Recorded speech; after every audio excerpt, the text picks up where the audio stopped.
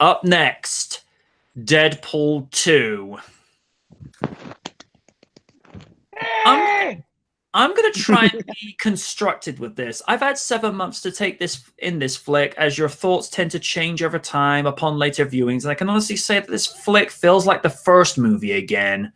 Now, within the context of that statement, that's not to say it's awful, not at all. But it felt like they were taking beats from the first movie with the way he's trying to be recruited to the X-Men, to his reflection, atoning to do the right thing, and recruiting Negasonic and Colossus once again. The actors put in good performances with what they're given to use, and Reynolds steals the show as Deadpool as usual, even though the full 15 yards with roasting creative decisions regarding the Wolverine's Origins movie and to the 2011's Green Lantern movie turned out. But he truly does not care, and it's refreshing to see an actor who not only roasts movie choices he made, but also the way they were handled. On a serious note, I do like the way he handled his feelings about the way Wolverine was killed off in Logan last year. If you want to know our thoughts about that, check the end of year 2017 for more details. I'd say this is a guilty pleasure. There are aspects of it I enjoy, but it's not enough to make me recommend it for a casual viewing. If you're a dedicated fan, then give it a look and you're likely to find something to enjoy. But for me, I got to pass on this one. I mean, it's okay. It's not as uber amazing as the first one was, but it's all right. Lids, did you see this one? I did. Go ahead. Okay. The Return of the Merc with the Mouth.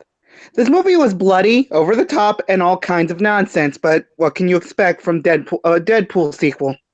Not much. Everyone did a good job, especially the man himself, Ryan Reynolds, who got some much-deserved payback for the Origins incident.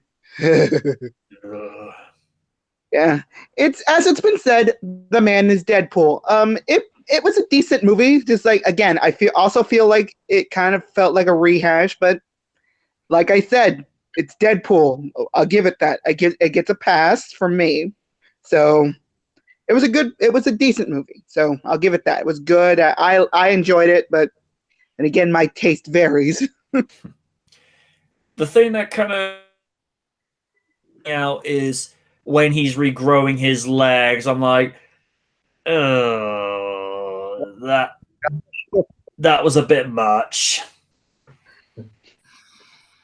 Raiden? Well, after I don't want to say bad taste, I mean sad taste out of my mouth from Infinity War, I needed something to, just be more lighthearted. So, and I got that with Deadpool 2. Yeah, I do agree. It is like the first one, trying to do the right thing, but still be, a Merc with the Mouth, of course.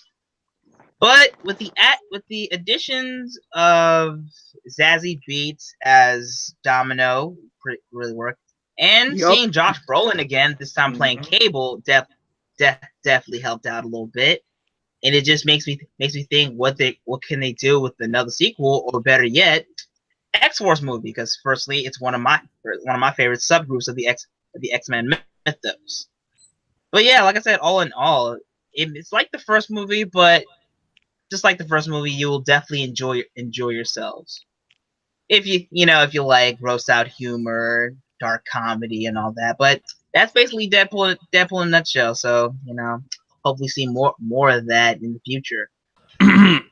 There's not a whole lot I have to say about Deadpool 2, in particular, which is one of the reasons why I never got around to making a review for it on my channel. I think it's one of those sequels that isn't bad per se. In fact, I think it's quite adequate and a fine addition to this budding franchise, as it serves as a nice little companion piece to the first film. My biggest issue with it is that it relies a bit too heavily on callbacks to the first film, where the filmmakers would repeat a joke from the first film or bring back a character and have them do a similar shtick as they did from their first outing. Another issue I had was that I felt like a lot of the jokes this time around seemed more geared towards making references to pop culture, comic books, and superhero movies. And while they are funny, I think the first film didn't do as many fourth wall breaking references and instead simply relied on Deadpool's wacky personality and letting it naturally bounce off the overly serious characters and setting, which I think helped the comedy be more accessible to a wider audience. That, and I feel like references could easily become an unfunny crutch when abused too much. Thankfully, though, the comedy never approaches Friedberg and Seltzer territories. For any of you who are not familiar with those two, count yourself lucky. Other than that, I still enjoy the plot, despite it once again being a rehash of the tired X-Men narrative that of dickhead humans oppressing mutants. And the addition of Josh Brolin as Cable served as a fantastic straight man to Deadpool's antics. That and the heart of the first film continued on with this sequel, with Deadpool learning to deal with grief and overcoming his inferiority complex. Overall, it's a decent film that's worth checking out for fans of the first film, and especially adult-oriented animated, not animated, but adult-oriented action comedies. Yeah, and of course, to my understanding, they're re-releasing Deadpool 2 with a PG rating from Disney called Once Upon a Deadpool, and I'm like, ugh.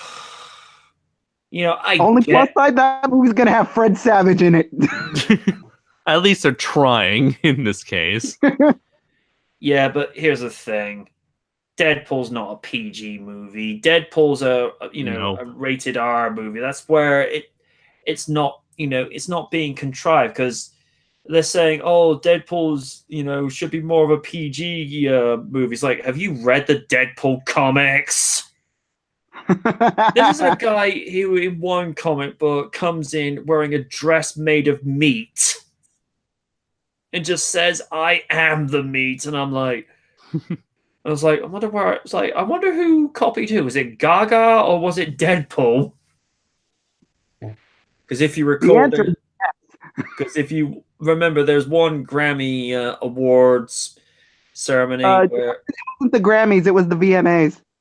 I sit corrected. Where Cher is presenting an award, Gaga comes up to accept it, and Cher, who is, Cher is one of the most eccentric and outspoken singers to this day, and even she's grossed out by Gaga's antics with a dress made of meat. I mean, this is the same woman who, I think it was late 80s, early 90s, was the one who wore that interesting one-piece dress whilst performing Turn Back Time in a music video. And, she's done a few interesting things. She sees Gaga and just says, okay, you make me look normal. Stop that. But then again, compared to Gaga, everybody's normal.